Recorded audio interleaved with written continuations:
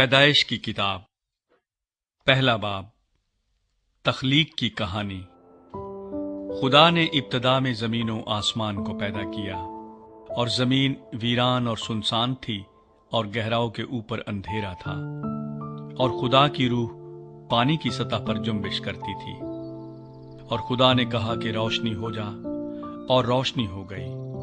اور خدا نے دیکھا کہ روشنی اچھی ہے، اور خدا نے روشنی کو تاریکی سے جدا کیا۔ اور خدا نے روشنی کو تو دن کہا، اور تاریکی کو رات، اور شام ہوئی اور صبح ہوئی، سو پہلا دن ہوا۔ اور خدا نے کہا کہ پانیوں کے درمیان فضا ہو، تاکہ پانی پانی سے جدا ہو جائے۔ پس خدا نے فضا کو بنایا، اور فضا کے نیچے کے پانی کو فضا کے اوپر کے پانی سے جدا کیا، اور ایسا ہی ہوا۔ اور خدا نے فضا کو آسمان کہا، اور شام ہوئی اور صبح ہوئی، سو دوسرا دن ہوا۔ اور خدا نے کہا کہ آسمان کے نیچے کا پانی ایک جگہ جمع ہو کہ خشکی نظر آئے، اور ایسا ہی ہوا۔ اور خدا نے خشکی کو زمین کہا، اور جو پانی جمع ہو گیا تھا اس کو سمندر، اور خدا نے دیکھا کہ اچھا ہے۔ اور خدا نے کہا کہ زمین گھاس اور بیج دار بوٹیوں کو اور پھلدار درختوں کو جو اپنی اپنی جنس کے موافق پھلیں، اور جو زمین پر اپنے آپ ہی میں بیج رکھیں، اگائے، اور ایسا ہی ہوا۔ تب زمین نے گھاس اور بوٹیوں کو جو اپنی اپنی جنس کے موافق بیج رکھیں، اور پھلدار درختوں کو جن کے بیج ان کی جنس کے موافق انہی میں ہیں، اگایا۔ اور خدا نے دیکھا کہ اچھا ہے۔ اور شام ہوئی اور صبح ہوئی، سو تیسرا دن ہوا۔ اور خدا نے کہا کہ فلک پر نیر ہوں، کہ دن کو رات سے الگ کریں، اور وہ نشانوں اور زمانوں اور دنوں اور برسوں کے امتیاز کے لیے ہوں، اور وہ فلک پر انوار کے لیے ہوں، کہ زمین پر روشنی ڈالیں، اور ایسا ہی ہوا۔ سو خدا نے دو بڑے نیر بنائے، ایک نیر اکبر کہ دن پر حکم کرے، اور ایک نیر اصغر کہ رات پر حکم کرے۔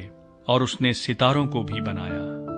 اور خدا نے ان کو فلک پر رکھا کہ زمین پر روشنی ڈالیں، اور دن پر اور رات پر حکم کریں، اور اجالے کو اندھیرے سے جدا کریں۔ اور خدا نے دیکھا کہ اچھا ہے۔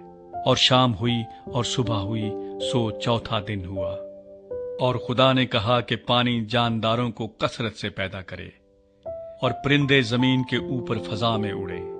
اور خدا نے بڑے بڑے دریائی جانوروں کو اور ہر قسم کے جاندار کو جو پانی سے بکثرت پیدا ہوئے تھے ان کی جنس کے موافق، اور ہر قسم کے پرندوں کو ان کی جنس کے موافق پیدا کیا۔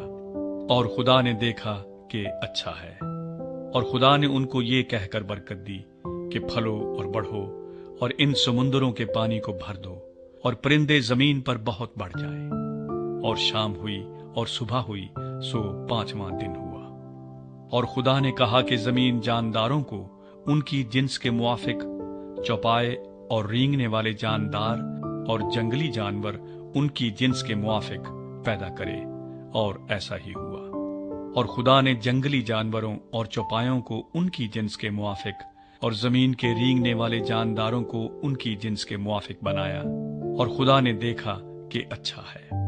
پھر خدا نے کہا کہ ہم انسان کو اپنی صورت پر اپنی شبیہ کی مانند بنائیں، اور وہ سمندر کی مچھلیوں اور آسمان کے پرندوں اور چوپایوں اور تمام زمین اور سب جانداروں پر جو زمین پر رینگتے ہیں اختیار رکھیں۔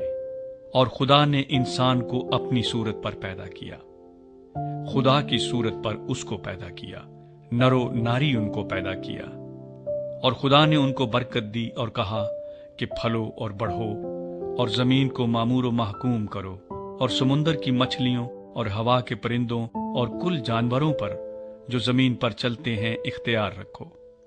اور خدا نے کہا کہ دیکھو، میں تمام روئے زمین کی کل بیج دار سبزی اور ہر درخت جس میں اس کا بیج دار پھل ہو تم کو دیتا ہوں، یہ تمہارے کھانے کو ہوں۔